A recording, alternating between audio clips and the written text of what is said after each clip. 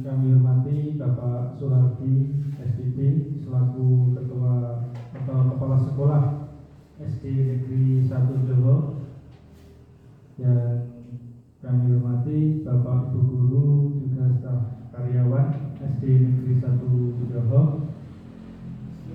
Tak lupa yang pertama dan paling utama, marilah kita senantiasa memanjatkan puji syukur kehadirat Allah Subhanahu wa taala, yang mana pada kesempatan hari ini kita bisa berjumpa, bisa bertemu silaturahim dengan keadaan sehat tanpa ada halangan suatu apapun.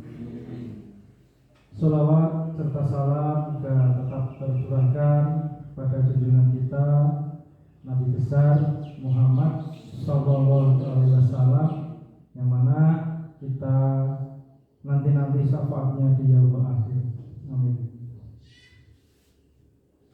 Izinkan saya berdiri di depan Bapak Ibu semua. Mohon maaf, ini saya akan mensosialisasikan modul 1.4 program pendidikan guru penggerak. Saya nama Agus Wibowo, calon guru penggerak angkatan 11 Kabupaten Wonogiri. Lanjut Mas ya. Salam dan bahagia. Assalamualaikum warahmatullahi wabarakatuh. Damai sejahtera, Om Swastiastu, Namo Buddhaya, salam kebajikan, rahayu untuk kita semua di ruang ini. Di sini saya akan menyampaikan budaya positif atau ekosistem positif. Kita ambil contoh perbandingannya dengan hidup tumbuh-tumbuhan seorang petani. Dalam hakikatnya sama kewajibannya dengan seorang pendidik. Yang menanam padi misalnya hanya dapat menuntun tumbuhnya, ia dapat memperbaiki kondisi tanah, memelihara tanaman padi, memberi pupuk dan air, membasmi ulat-ulat atau jamur-jamur yang mengganggu hidup tanaman padi, dan lain sebagainya. Diajar di Lentara lampiran 1 dasar-dasar pendidikan keluarga tahun nomor 1234 November Desember 1936 Januari Februari 1937. Di sini kita diibaratkan sebagai petani. Pendidik itu sebagai petani, lalu peserta didik ibaratnya tanaman. Jadi bagaimana kita merawat tanaman itu supaya nantinya panennya itu baik, hasilnya itu baik. Intinya begitu. Jadi bagaimana kita mengolah tanah supaya subur untuk ditanami, lalu merawat tanaman itu supaya tidak terkena ulat atau jamur yang nantinya bisa panen dengan baik. Kita mengajari murid kita mendidik murid atau menuntun peserta didik itu seperti halnya petani menanam tanaman tadi. Jadi bagaimana supaya tidak terkena virus, itu bagaimana supaya peserta didik tidak terkontaminasi atau mendapat pengaruh-pengaruh yang kurang baik. Kita membuat tanah menjadi subur, kita bagaimana merawat lingkungan pendidikan itu supaya bisa nyaman dalam pembelajaran peserta didik, yang nantinya kita bisa menghasilkan peserta didik atau murid-murid yang berkarakter baik. Lanjut Pak Iwan. Relevansi filosofis pendidikan Diajar di Lentara. Pesan kunci. Maksud pendidikan itu adalah menuntun segala kodrat yang ada pada anak-anak agar mereka dapat mencapai keselamatan dan kebahagiaan yang setinggi-tingginya, baik sebagai manusia maupun sebagai anggota masyarakat. Tadi sudah disinggung atau sudah dibahas tentang istilahnya menuntun. Jadi peserta didik itu sudah mempunyai kodrat, sudah mempunyai bakat masing-masing, sudah mempunyai bakat sendiri-sendiri. Tinggal kita menuntunnya supaya peserta didik itu tumbuh sesuai bakatnya dan mencapai keselamatan dan kebahagiaan yang setinggi-tingginya. Otomatis setelah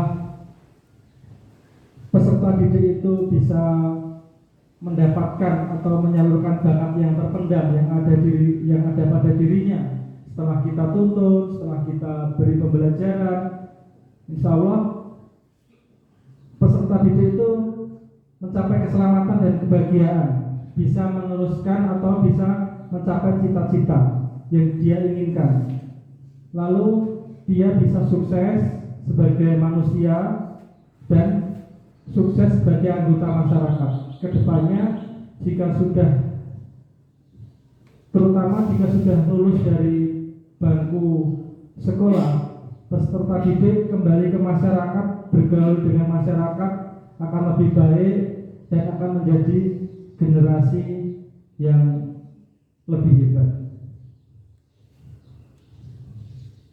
Selanjutnya, Ki Hajar Dewantara dan pendidikan abad ke-21. Menuntun, yang artinya kolaborasi, kritis, reflektif, komunikasi, kreatif, inovatif. Di sini dalam menuntun kita selalu berkolaborasi. Yang paling utama itu kolaborasi. Kita berkolaborasi dengan Bapak Kepala Sekolah, kita berkolaborasi dengan teman sejawat, kita berkolaborasi dengan peserta didik, kita berkolaborasi dengan wali murid. Mungkin bila dibutuhkan kita bisa berkolaborasi dengan stakeholder setempat untuk pembelajaran yang optimal atau pembelajaran yang diinginkan. Lalu kritis, reflektif, komunikasi, kreatif, dan inovatif tadi ya. Selanjutnya, selamat dan bahagia dapat diartikan dengan well-being. Lanjut Pak Iwan. Refleksi filosofis pendidikan Ki Hajar Dewantara. Pesan kunci yang pertama, guru dan murid berkolaborasi untuk menginisiasi atau menciptakan kedalaman, rasa takjub dan kasmaran, spiritual, intelektual, dan sosial untuk mencapai keselamatan dan kebahagiaan sebagai manusia. Ini pengembang dari modul 1.1. Yang selanjutnya, nomor 2, siswa dan guru merdeka belajar yang berkolaborasi bersama menggali dan mengembangkan potensi siswa dan mengakomodasi karakteristik masing-masing untuk mewujudkan student well-being. Yang intinya tujuannya itu supaya peserta didik itu mendapatkan keselamatan dan kebahagiaan yang setinggi-tingginya. Lanjut Pak Iwan. Perubahan paradigma teori kontrol atau ilusi kontrol. Yang pertama, ilusi guru mengontrol murid. Yang kedua, ilusi bahwa kritik dan membuat orang merasa bersalah dapat menguatkan karakter. Yang ketiga, ilusi bahwa semua penguatan positif, efektif, dan bermanfaat. Yang keempat, ilusi bahwa orang dewasa memiliki hak untuk memaksa. Yang pertama, ilusi guru mengontrol murid. Jadi kita sebagai pendidik harus pandai-pandai mengontrol murid kita, apalagi di era yang seperti sekarang ini. Kita dituntut untuk mengontrol murid supaya tidak kehilangan arah. Lalu ilusi bahwa kritik dan membuat orang merasa bersalah dapat menguatkan karakter. Mungkin dengan kalimat yang sopan, kalimat yang lembut, kalimat yang tidak merusak mental murid. Jadi jika ada murid yang berbuat salah atau melanggar, itu kita wajib membuat murid itu supaya merasa bersalah, tapi tidak merusak mental peserta didik. Jadi bisa menguatkan karakter peserta didik. Lalu yang ketiga, ilusi bahwa semua penguatan positif, efektif dan bermanfaat. Jadi kita harus menguatkan yang bersifat positif, efektif, supaya murid itu mungkin tidak terlalu jenuh dengan metode kita, dan metode kita bisa diterima dengan baik oleh peserta didik dan sangat bermanfaat bagi peserta didik itu. Jadi intinya sangat simpel. Istilah Jawanya cekaos. Mengatakan Pak Arti. Lalu selanjutnya, ilusi bahwa orang dewasa memiliki hak untuk memaksa. Jadi kita meskipun sebagai pendidik atau orang dewasa memiliki hak untuk memaksa, tapi istilah itu jangan ditelan mentah-mentah, atau hak untuk memaksa orang lain itu tetap tidak bisa. Jadi sebisa mungkin bagaimana caranya kita itu bisa mengendalikan orang lain, yang kuncinya dengan sifat kesabaran. Insya Allah dengan kesabaran itu semua akan berhasil. Kuncinya itu bersifat sabar dalam pengendalian terhadap orang lain. Lanjut Pak Iwan. Sekarang 5 posisi kontrol, meliputi identitas gagal atau kontrol dari luar. Selanjutnya identitas berhasil atau sukses, kontrol dari luar. Dan identitas berhasil sukses, kontrol diri. Yang pertama, identitas gagal dulu, itu menghindari hukuman. Yang pertama, penghukum. Guru berbuat menghardik, menunjuk-nunjuk, menyakiti, menyindir. Itu contohnya. Jadi kita sebagai peserta didik bisa dikatakan penghukum itu kebanyakan dengan cara, jika ada peserta didik yang melanggar atau berbuat salah, itu dengan menunjuk-nunjuk. Kamu tadi berbuat apa? Kenapa kamu terlambat datang ke sekolah? Seperti itu merupakan sifat yang kurang pas dalam penanganan peserta didik. Lalu membuat orang merasa bersalah, itu berceramah mengatakan seharusnya Bapak kecewa. Di sini salah satu contoh, jika ada peserta didik mungkin tidak datang tepat waktu, sebaiknya kita tanya terlebih dahulu kenapa alasannya bisa datang terlambat. Lalu kita sebagai guru harus bijak dalam menentukan sikap. Selanjutnya, guru berkata, kalau kamu tidak melakukannya, apa yang dimaksud? Ya, awas ya, rasakan. Ini kalimat-kalimat yang harus kita hindari. sebagai pendidik, supaya kesan kita di depan peserta didik itu selalu dikenal dengan baik. Jika peserta didik itu sudah merasa senang dengan kita, secara otomatis peserta didik itu dalam menerima pembelajaran, dalam kita menuntun peserta didik itu tidak mengalami kendala. Lalu membuat orang bersalah, kamu seharusnya sudah tahu, ibu lelah sekali mengatakannya, atau bapak stres.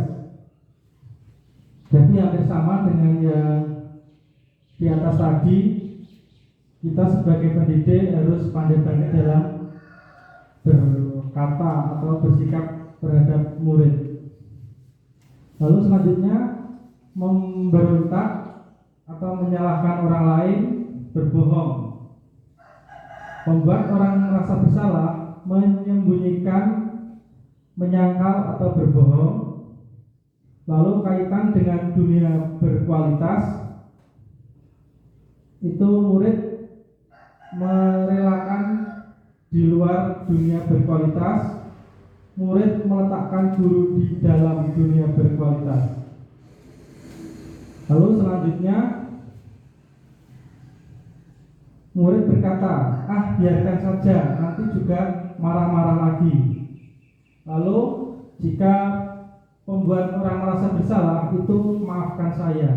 Nah, kita sebisa mungkin bagaimana murid itu tidak mengutarakan kalimat biarkan saja, nanti juga marah-marah lagi. Jadi kita jangan sampai di mata atau di hati peserta didik itu ada perasaan yang kurang pas. Jadi jangan sampai peserta didik itu mempunyai istilahnya sakit hati terhadap kita. Lalu yang selanjutnya, dampak pada murid mengulangi kesalahan yang membuat orang merasa bersalah, yaitu merasa rendah diri. Di sini sebisa mungkin Bapak Ibu guru kita menuntun murid itu jika ada yang berbuat yang kurang pas atau melanggar, itu supaya peserta didik itu tidak mengulangi hal tersebut. Lalu merasa rendah diri dalam membuat orang merasa bersalah. Tadi saya sudah utarakan bagaimana supaya mental peserta didik itu tidak terkena atau jadi minder. Selanjutnya, identitas berhasil atau sukses, kontrol dari luar, yaitu sebagai teman atau pemantau, membuat alasan-alasan untuk muridnya. Pemantaunya menghitung dan mengukur. Di bawahnya, ayolah lakukan demi Bapak. Masa kamu tidak mau? Ingat, tidak Ibu pernah atau Bapak pernah bantu. Lalu pemantaunya, apa aturannya? Di bawahnya, ketergantungan, pemantaunya menyesuaikan diri bila diawasi. Sebagai teman, murid meletakkan guru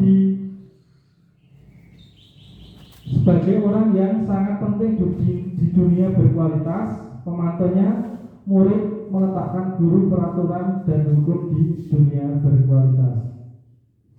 Teman, saya pikir Bapak Ibu teman saya ternyata begitu. Lalu pemantaunya, berapa banyak bintang yang saya harus peroleh, berapa halaman yang harus saya tulis. Lalu kalimat teman yang paling bawah, lemah, tidak mandiri atau tergantung. Pemantaunya menitik beratkan pada sanksi atau hadiah untuk dirinya. Lalu identitas berhasil atau sukses, yaitu kontrol diri atau menghargai diri sendiri. Itu sebagai manajer mengajukan pertanyaan-pertanyaan, apa yang kita yakini, apa yang bisa kau kerjakan untuk memperbaiki masalah ini.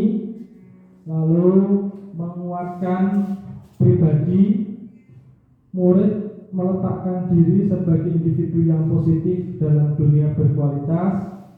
Selanjutnya, bagaimana caranya saya bisa memperbaiki keadaan, dan yang terakhir, mengevaluasi diri, bagaimana cara memperbaiki diri. Itu tadi 5 fungsi kontrol dari hal manager.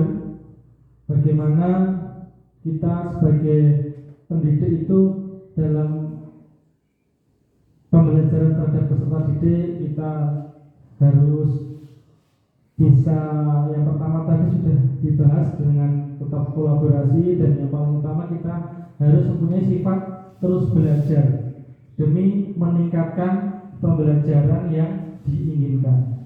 Jadi kita harus benar-benar mempunyai sifat rendah diri. Jangan sampai kita berpuas diri. Lalu kita harus, berulang kali saya katakan, kita yang perlu diutamakan itu sifat kesabaran kita dalam menuntut peserta didik. Lanjut Mas. Selanjutnya, perubahan paradigma stimulus respon teori kontrol. Bisakah kita mengontrol seseorang? Stimulus respon dulu. Kita mencoba mengubah orang agar pandangan sama dengan kita. Ini kita mencoba mengubah orang agar berpandangan sama dengan kita. Lalu teori kontrolnya, kita berusaha memahami pandangan orang lain tentang dunia. Yang nomor 2, stimulus respon. Perilaku buruk dilihat sebagai suatu kesalahan. Teori kontrol, semua perilaku memiliki tujuan. Yang ketiga, orang lain bisa mengontrol saya. Teori kontrolnya, hanya ada yang bisa mengontrol, hanya Anda yang bisa mengontrol diri Anda. Selanjutnya, saya bisa mengontrol orang lain. Teori kontrolnya, Anda tidak bisa mengontrol orang lain. Yang kelima, stimulus respon. Pemaksaan ada pada saat bujukan gagal. Teori kontrolnya, kolaborasi dan konsensus menciptakan pilihan-pilihan baru. Lalu yang terakhir, stimulus respon. Model berpikir menang atau kalah.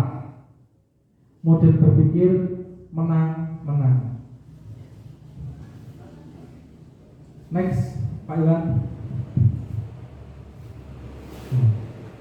Apakah makna disiplin? Yang pertama, berasal dari bahasa Latin yang artinya disiplina, yang berarti belajar atau artinya belajar. Lalu makna asal dari kata ini berkonotasi dengan disiplin diri dari murid-murid Socrates dan Plato. Disiplin diri membuat orang menggali potensinya menuju sebuah tujuan apa yang dia hargai. Lalu, namun dalam budaya kita, makna kata disiplin telah berubah menjadi suatu yang dilakukan seseorang pada orang lain untuk mendapatkan kepatuhan. Kecenderungan umum adalah menghubungkan kata disiplin dengan ketidaknyamanan, bukan dengan apa yang kita hargai atau pencapaian suatu tujuan mulia. Lanjut Pak Iwan. Teori motivasi perilaku manusia. Yang pertama, untuk menghindari ketidaknyamanan atau hukuman. Apa yang akan terjadi apabila saya tidak melakukannya? Ini termasuk motivasi eksternal. Lalu yang kedua,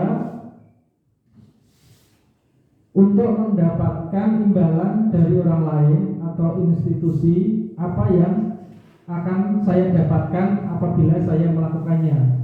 Ini termasuk motivasi eksternal juga. Lalu yang ketiga, untuk menghargai diri sendiri, menjadi insan sesuai harapan kita. Saya akan menjadi orang yang seperti apa bila saya melakukannya.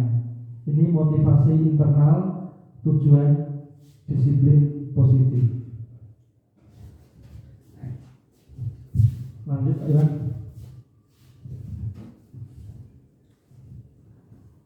Merdeka menurut Ki Hajar Dewantara. Merdeka itu artinya tidak hanya terlepas dari perintah, akan tetapi juga cakap untuk memerintah diri sendiri. Ini kutipan dari Ki Hajar Dewantara, pemikiran konsepsi keteladanan sikap merdeka, cetakan kelima 2013 halaman 469. Jadi dalam arti memerintah diri sendiri, salah satu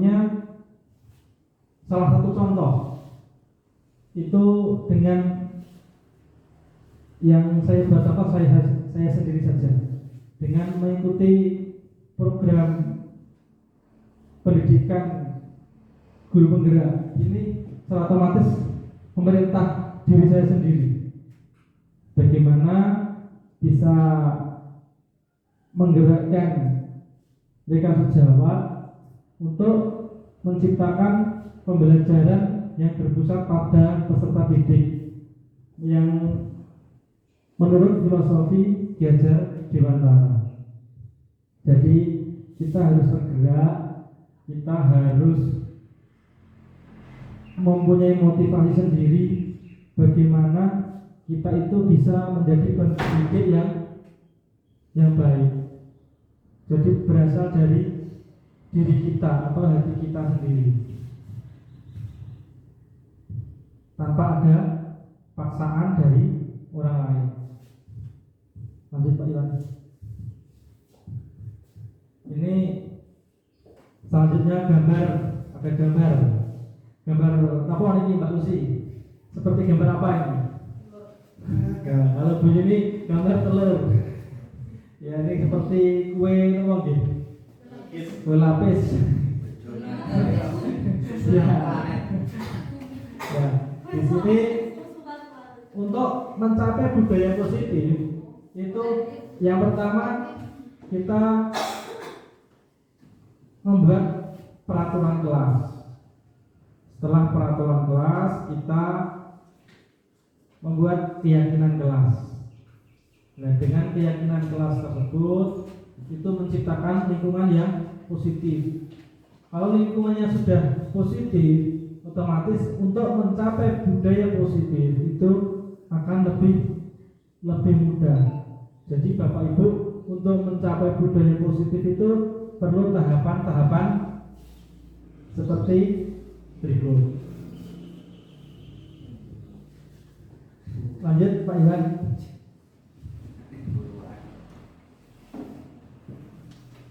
Selanjutnya keyakinan kelas, hukuman dan penghargaan.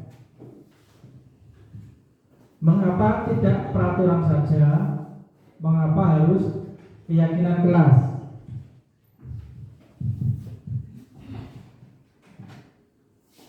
Yang pertama, mengapa kita memiliki peraturan harus menggunakan helm bila mengendarai kendaraan roda 2?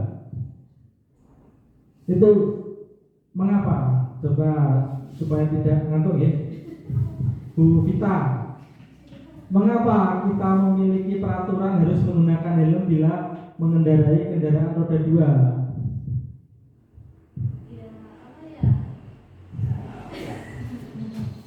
Yang mematuhi Ya, mati peraturan. Fungsi utama keselamatan. Ya, betul Pak Iwan. Selamatan.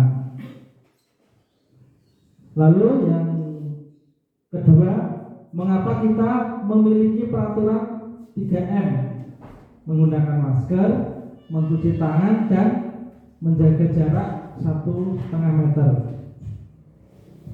Mau bulus ini, pendapat kalian?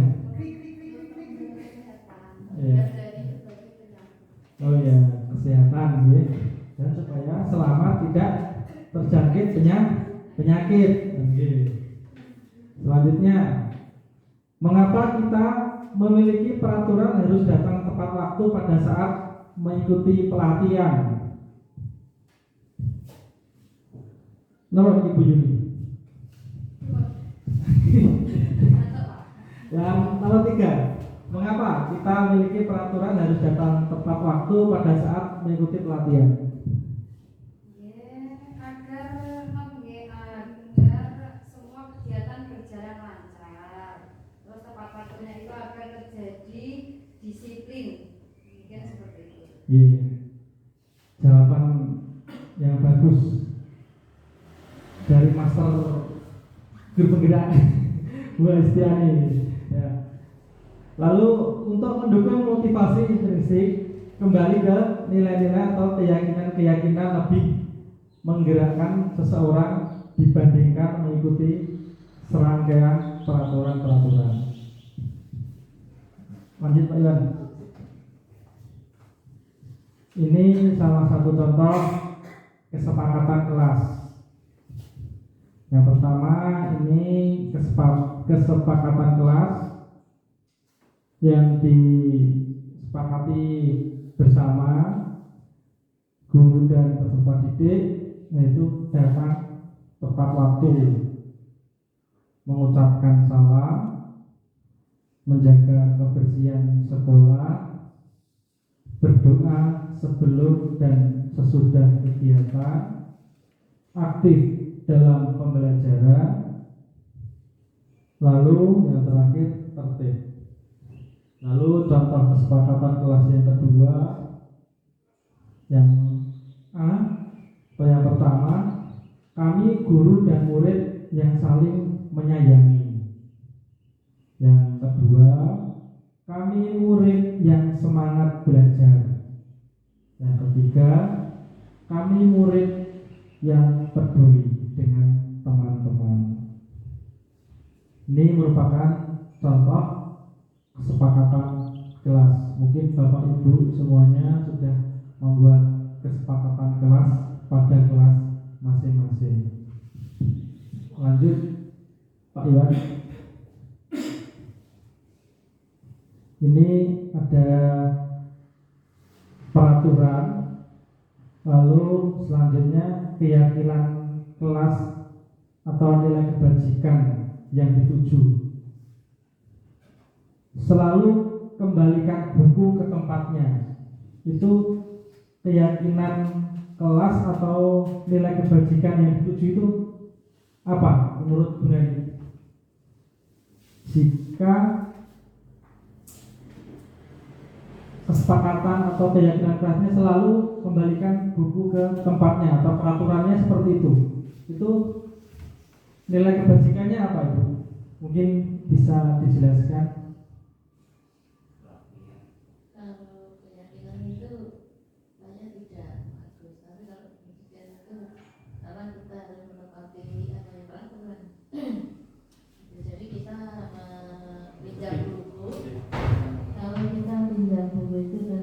Sesuai dengan kesepakatan kita catat tanggalnya, bukunya kembalinya kapan gitu. Jadi ada kartu peminjam gitu. Mungkin bisa dilanjutkan. Terima kasih Bu Nani atas pendapatnya. Mungkin Pak Wiyat kesana buatan ngantuk. Baik, nomor 1 Pak Wiyat. Nomor 1. Mungkin hampir sama dengan Bu Nani ya, selalu kembalikan buku ke tempatnya. Ini selain merupakan nilai kebajikan yang dituju, yaitu untuk kerapian. Iya.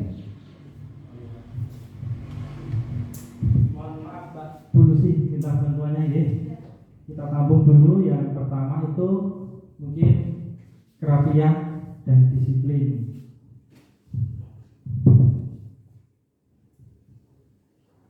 Lalu yang kedua, dilarang mengganggu orang lain. Mungkin Bu Waistiani bisa berpendapat. Yang nomor dua. Dilarang mengganggu orang lain. Nilai kebajikan yang dituju adalah apa ya, perbuatan usil itu, kenyamanan. Nilai kebajikan, kenyamanan, ketentraman itu mungkin ya, keterangan itu salah satu kebijakan universalnya yang dituju. Kebajikan seperti itu Pak. Mohon ditulis diskusi ya. Nanti kita bisa berdiskusi bersama. Lalu hadir di sekolah 15 menit sebelum pembelajaran dimulai. Disiplin Pak. Oke. Ini Pak Kepala Sekolah Belajar disiplin berarti. belajar disiplin. Terima kasih Pak Ardi. Lalu yang keempat, dilarang melakukan kekerasan. Nilai kebajikan yang dituju, mungkin Bu Lucy bisa berpendapat.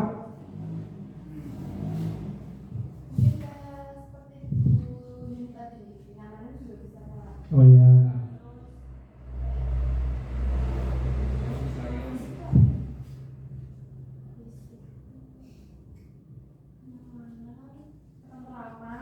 Oh ya, bisa. Iya. Oke. Kerukunan juga bisa. Terus inklusi ya.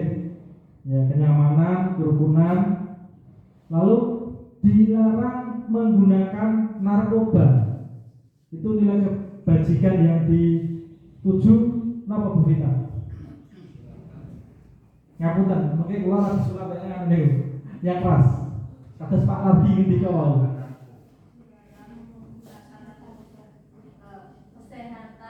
Oh iya, kesehatan. Lalu selanjutnya bergantian atau menunggu giliran. Nilai kebajikan yang dituju apa Iwan? Ketertiban. Oh iya, ketertiban. Yeah. Lalu yang selanjutnya gunakan masker. Mau Pak Ibu? Kesehatan nggih, ya pasti nggih. Lalu yang terakhir, jangan berlari di kelas atau koridor. Selamatan. Iya. Iya. Enggak dilanjut Pak Iwan. Nggih, niki nggih. Monggo kita bahas sareng-sareng. Peraturan yang pertama tadi, selalu kembalikan buku ke tempatnya. Keyakinan kelas atau nilai kebajikan yang dituju itu merupakan tanggung jawab. Terus disiplin tadi juga masuk, ya. Jadi istilahnya tidak ada jawaban yang salah. Lalu selanjutnya, dilarang mengganggu orang lain. Nilai kebajikan yang dituju itu apa? Nih, menghormati orang lain dan diri sendiri. Dengan kita tidak mengganggu orang lain, otomatis suasana menjadi nyaman, aman. Orang lain tentunya hampir tidak mungkin akan mengganggu kita jika kita tidak mengganggu orang lain, dan diri kita sendiri akan merasanya nyaman. Situasi kelas pun akan merasa nyaman, tentram, aman dalam pembelajaran. Lalu peraturan hadir di sekolah 15 menit sebelum pembelajaran dimulai. Itu bisa disiplin atau menghormati orang lain, juga bisa komitmen pada tujuan. Jadi Yang dimaksud di sini menghormati orang lain. Jika temannya saja sudah datang lebih awal, lalu datang tepat waktu, jika kita datang terlambat, otomatis kita tidak menghormati orang lain. Juga kita melanggar komitmen yang sudah disepakati bersama. Lalu selanjutnya dilarang melakukan kekerasan. Dilarang melakukan kekerasan. Ini nilai kebajikan yang dituju itu yang paling utama keselamatan. Yang kedua menghormati orang lain. Jadi jangan sampai terjadi kekerasan di sekolah kita. Amin ya Pak Ibu. Selanjutnya dilarang menggunakan narkoba. Ini secara otomatis nilai kebajikan yang dituju adalah kesehatan. Bergantian atau menunggu giliran. Menghormati orang lain. Menghormati orang lain yang datangnya lebih awal.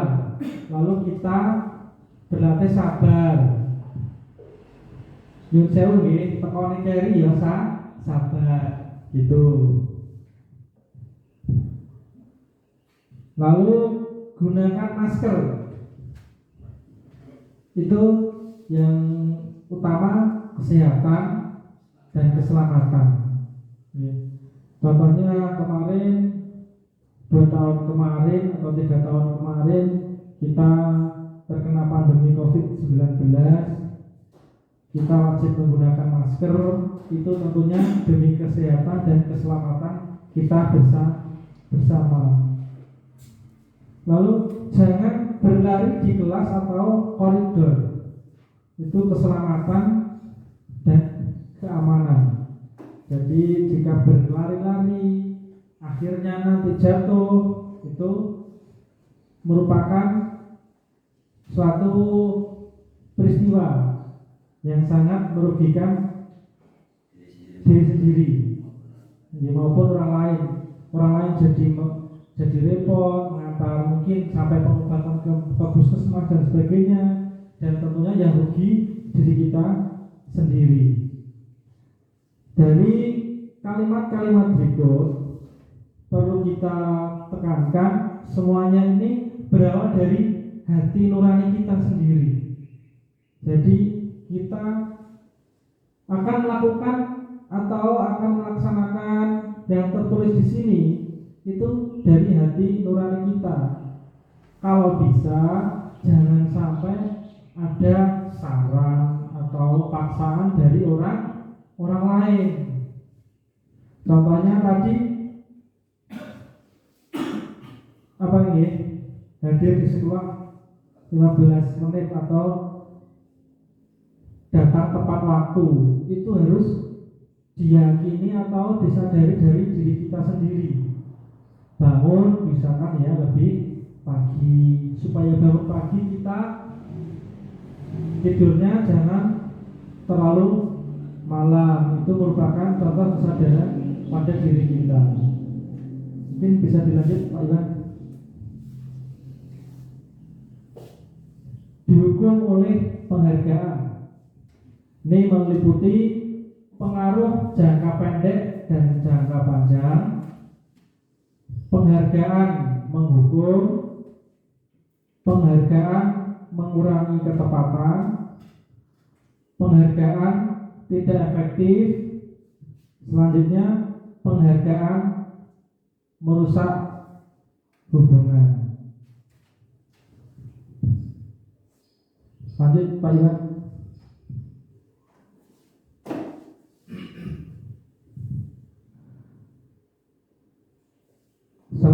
Selanjutnya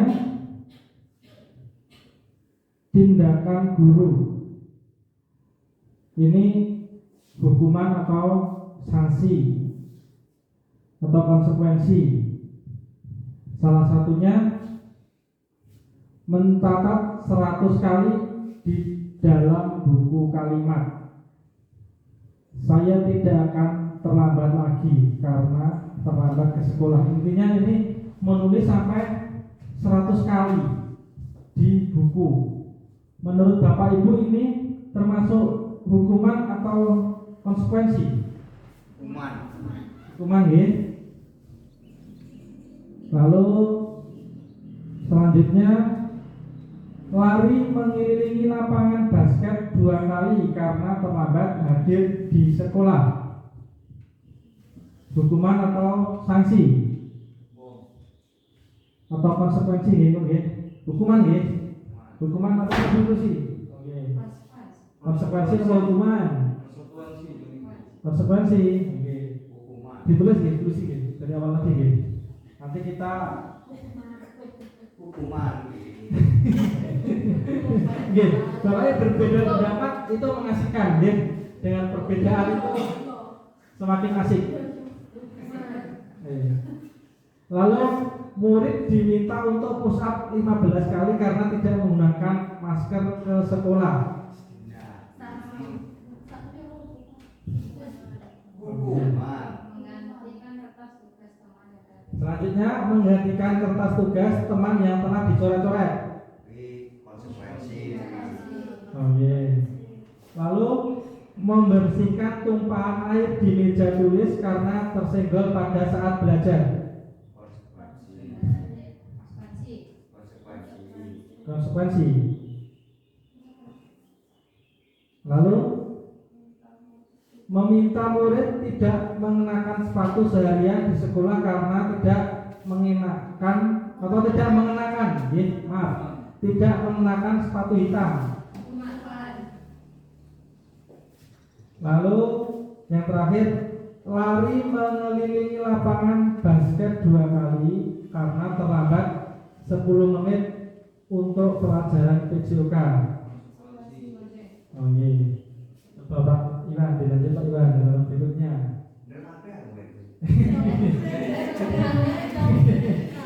Terus datang Pak Iwan.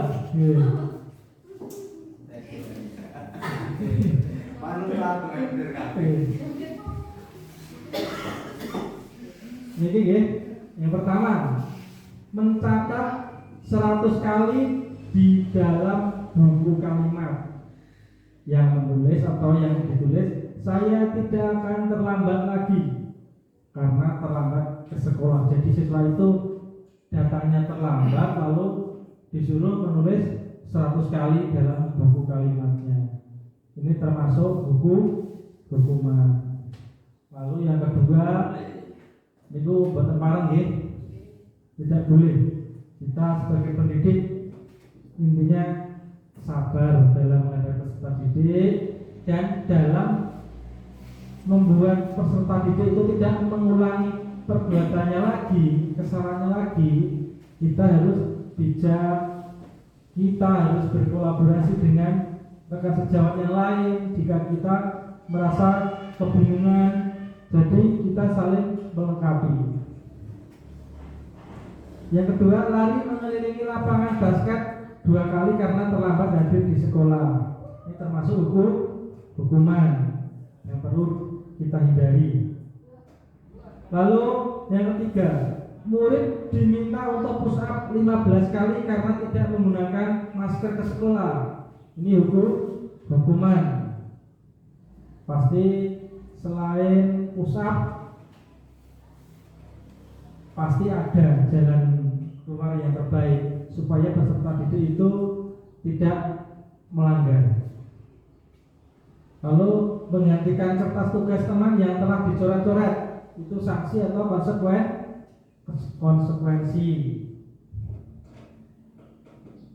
Selanjutnya, membersihkan tumpahan air di meja tulis karena tersenggol pada saat belajar. Ini konsekuensi. Murid disuruh untuk mengenakan sepatu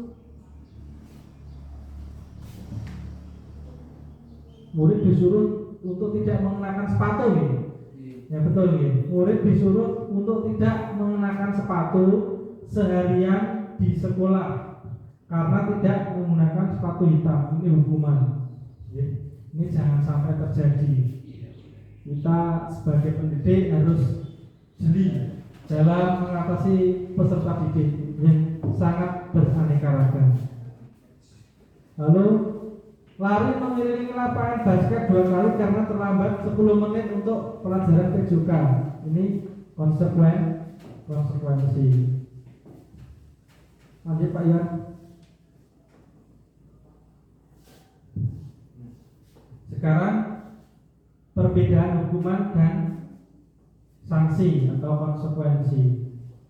Hukuman itu meliputi sesuatu yang menyakitkan harus terjadi. Yang kedua, membuat anak sakit fisik maupun sakit hati untuk jangka yang lama atau untuk jangka waktu yang lama. Yang ketiga, anak membenci kedisiplinan. Yang keempat, paksaan. Selanjutnya, mendorong anak menyakiti diri sendiri. Lalu, konsep diri yang buruk. Anak belajar untuk menyembunyikan kesalahan. Lalu yang terakhir, marah, rasa bersalah, dipermalukan, merasa tak dihargai. Jadi hukuman ini harus kita hindari.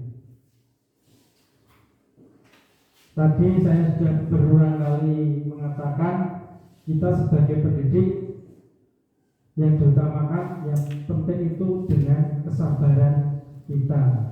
Otomatis jika kita sabar, kita bisa berpikir dengan jernih. Jika berpikir dengan jernih, otomatis langkah yang kita tentukan itu pasti akan sangat baik. Lalu kalau sanksi atau konsekuensi itu meliputi sesuatu harus terjadi, membuat anak merasa tidak nyaman dalam jangka waktu pendek, anak menghargai disiplin.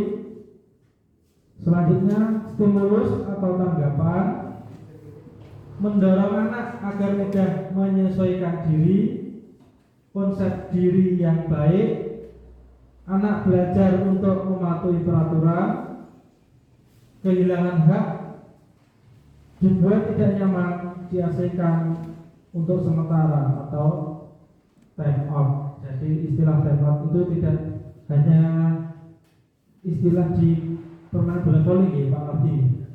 Ya, di dalam konsekuensi juga ada. Bapak Ibu, kita dalam menangani hukuman atau dan sanksi atau konsekuensi itu jangan terlalu gegabah terhadap peserta didik dalam menanganinya. Kita harus berhati-hati, apalagi di era seperti sekarang ini, wali murid sangat kritis-kritis, lalu anak kita, peserta didik kita ya sangat beraneka ragam sekali. Di generasi sekarang ini, apalagi pengaruh dari internet dan sebagainya. Jadi kita harus berhati-hati dalam menangani atau dalam melakukan konsekuensi. Dan tadi juga Bapak Kepala Sekolah sudah mengingatkan, ini jangan terjadi ada hukuman yang ada atau hukuman yang tertera dalam contoh presentasi saya ini. Mungkin bisa dilanjut ya. Ini kebutuhan dasar manusia atau meliputi survival, kebebasan, kesenangan, penguasaan, cinta, kasih diterima. Mungkin supaya tidak ngantuk, Bu Yuni bisa berpendapat tentang kebutuhan dasar manusia.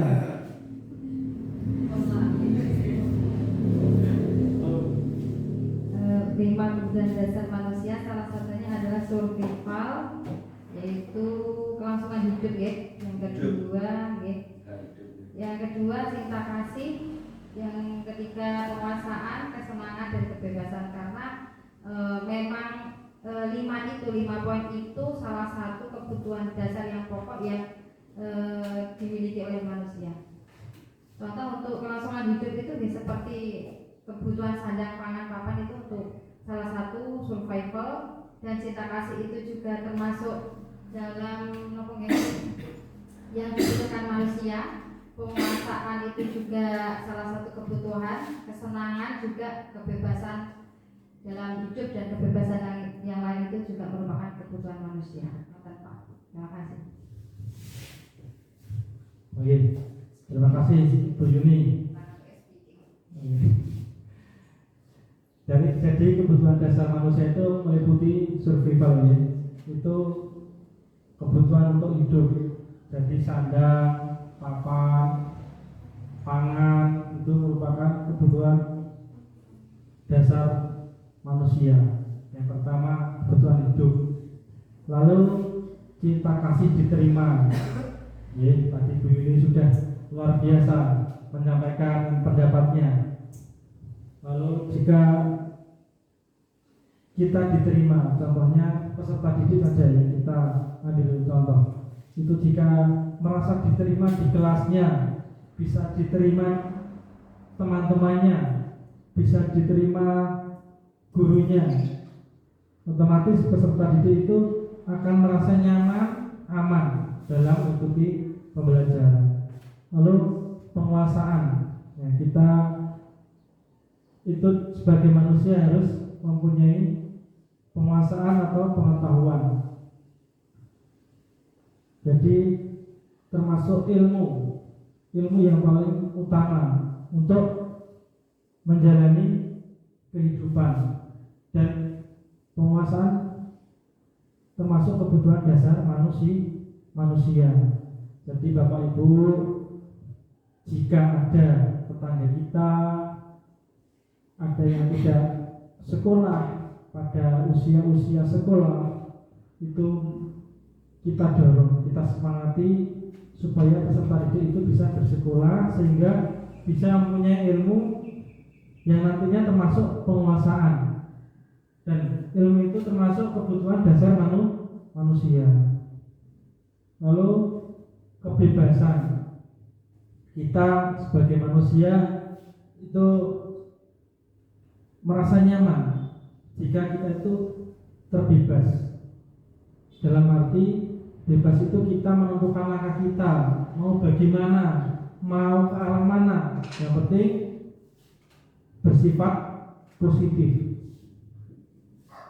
Lalu kesenangan, otomatis dengan rasa kesenangan itu semua akan tercakup atau akan diterima pada diri kita, itu akan lebih mudah. Contoh nih, kita sebagai pendidik jika mengikuti webinar atau diklat atau apapun itu, jika hati kita itu sudah senang, kita berangkat dari rumah senang, tidak ada pikiran yang terganjal, itu secara otomatis kita dalam mengikuti kegiatan itu akan berjalan lancar. Kita bisa aktif, pikiran kita bisa fokus, dan akan akan berdampak yang sangat positif atau berdampak baik sekali untuk diri kita. Mungkin salah satu penjabaran itu seperti itu. Tadi Bu Haristiani sudah berpendapat juga sangat bagus sekali. Terima kasih Bu Haristiani. Lanjut Pak Iwan. Sebelum membahas restitusi, mungkin Bu Haristiani melakukan ice breaking, kesannya yang lain tidak ngantuk. Mau ke Bu Yuni, melalui keluhan laki-laki agak tanggung.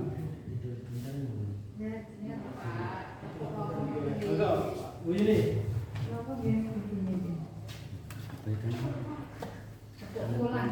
pulang. Masih.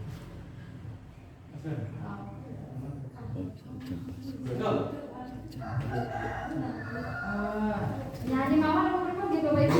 Boleh.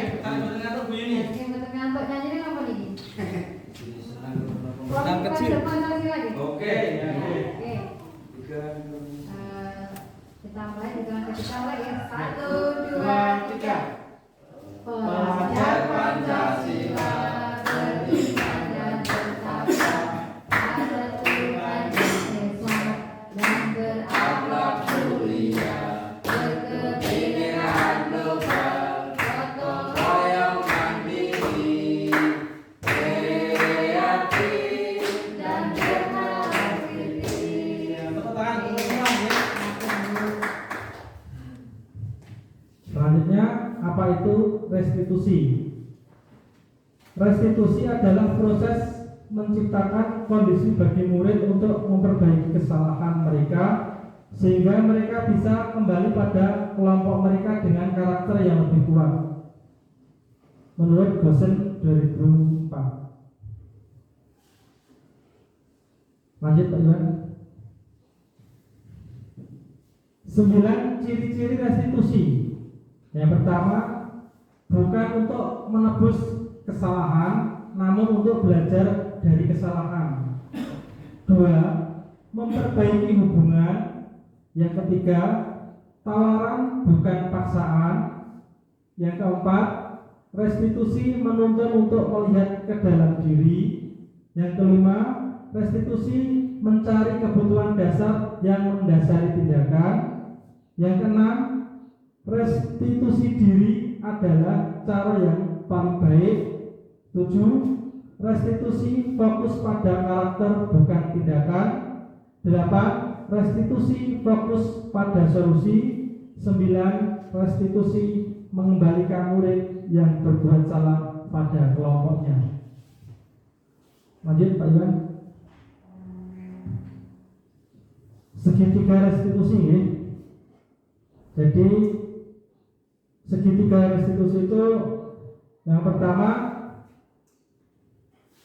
Noblesnya nih mungkin bisa berpendapat menstabilkan identitas, lalu validasi tindakan yang salah. Yang ketiga, menanyakan keyakinan. Ini merupakan menstabilkan identitas ya. Saya ulangi, setiap orang pasti pernah melakukan kesalahan. Kamu bukan satu-satunya yang pernah melakukan ini. Lalu validasi tindakan yang salah. Kamu tentu punya alasan mengapa melakukan itu. Itu validasi tindakan yang salah. Lalu selanjutnya, adakah cara yang lebih baik, efektif untuk mendapatkan apa yang kamu butuhkan? Itu merupakan validasi tindakan yang salah. Lalu selanjutnya, nilai-nilai apa yang telah kita sepakati? Kamu ingin menjadi orang yang seperti apa? Ini menanyakan keyakinan. Lanjut Pak Iwan. Untuk membuat murid yang merasa gagal karena berbuat salah menjadi positif terhadap dirinya. Guru berkata, berbuat salah itu hal yang manusiawi. Tidak ada manusia yang sempurna. Bapak Ibu juga buat salah. Kita pasti bisa menyelesaikan permasalahan ini. Bapak Ibu tidak tertarik untuk mencari tahu siapa yang benar, siapa yang salah. Bapak Ibu lebih tertarik untuk menyelesaikan masalah. Kalau kamu menyalahkan dirimu sendiri terus-menerus, apakah kamu bersikap baik pada dirimu sendiri? Nah. Jadi kita pendidik itu dalam mengatasi masalah peserta didik itu dengan cara yang baik dan benar. Kita sabar, kita panggil peserta didik itu, ditanya baik-baik, mengapa kamu berbuat salah, penyebabnya apa. Lalu kita juga membesarkan hati peserta didik. Kita itu manusia, tidak ada yang sempurna, tidak lepas dari kesalahan. Bapak Ibu guru dulu juga pernah berbuat salah. Lalu guru tidak tertarik untuk mencari siapa yang benar, siapa yang salah. Jadi bapak ibu guru itu tertarik untuk menyelesaikan masalah. Jadi kita itu bagaimana cara mengatasi solusi dari masalah peserta didik itu. Kita tidak usah mencari siapa yang benar, siapa yang salah. Lalu peserta didik itu dibuat bagaimana mereka itu tidak minder istilahnya. Jadi mental peserta didik tidak terkena atau terganggu. Karakter peserta didik supaya lebih kuat dan bisa kembali ke kelompok atau ke teman-temannya itu tidak minder, tidak merasa bersalah terus-menerus. Jadi tetap semangat dalam mengikuti pembelajaran atau dalam bergaul dengan teman-temannya. Mungkin lanjut Pak Iwan. Validasi tindakan yang salah, membantu murid mengenali basic need atau kebutuhan yang ingin dipenuhinya ketika melakukan kesalahan itu. Pada dasarnya setiap tindakan manusia tujuannya adalah memenuhi basic need atau kebutuhan dasar, apakah itu power, penguasaan, freedom, kebebasan, love and belonging atau diterima, fun atau kesenangan, dan survival atau bertahan hidup. Guru berkata, kamu bisa saja kan melakukan hal yang lebih buruk, tapi kamu tidak melakukannya kan? Selanjutnya, kamu pasti punya alasan mengapa melakukannya. Yang ketiga, apa yang penting bagi kamu? Yang keempat, kamu boleh tetap berusaha menjaga sikap itu, tapi tambahkan sikap lain yang baru. Selanjutnya, maukah kamu belajar cara lain untuk mendapatkan yang kamu butuhkan tanpa harus memukul? Dan apakah kamu bisa melakukan dengan lebih baik besok lagi? Ini merupakan kalimat yang dikatakan oleh guru atau pendidik. Lanjut Pak Iwan. Menanyakan keyakinan. Murid melihat kesalahannya dihubungkan dengan nilai-nilai kebajikan yang diyakininya. Mendasari manusia berinteraksi dengan orang lain. Guru berkata, apa nilai yang kita percaya di kelas atau di sekolah kita?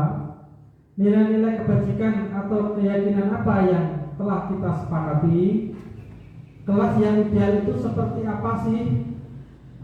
Lalu kamu ingin jadi anak seperti apa? Selanjutnya, apa yang kamu rasakan ketika kamu melakukan itu? Kamu menjadi orang yang seperti apa? Itu yang dikatakan guru pada hal menanyakan keyakinan. Lanjut Pak Iwan. Dan yang terakhir, terima kasih, salam guru penggerak.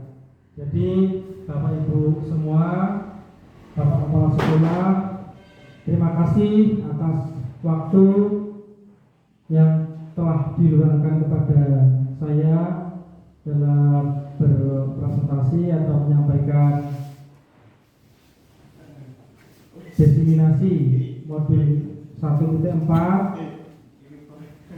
Banyak kesalahan dan kekurangan dalam saya menyampaikan, saya mohon maaf yang sebesar-besarnya. Semoga kedepannya saya bertambah baik dalam pembelajaran dengan peserta didik dan bisa memajukan sekolah ini.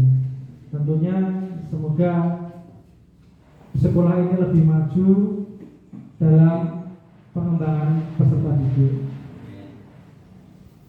Dan tak lupa semoga Bapak Kepala Sekolah, Bapak Ibu Guru dan staf karyawan mendapatkan amal dari Allah SWT karena telah membantu saya dalam penyampaian presentasi hari ini.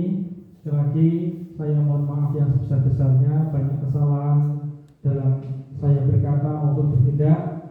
Wabillahi taufiq wal hidayah. Assalamualaikum warahmatullahi wabarakatuh.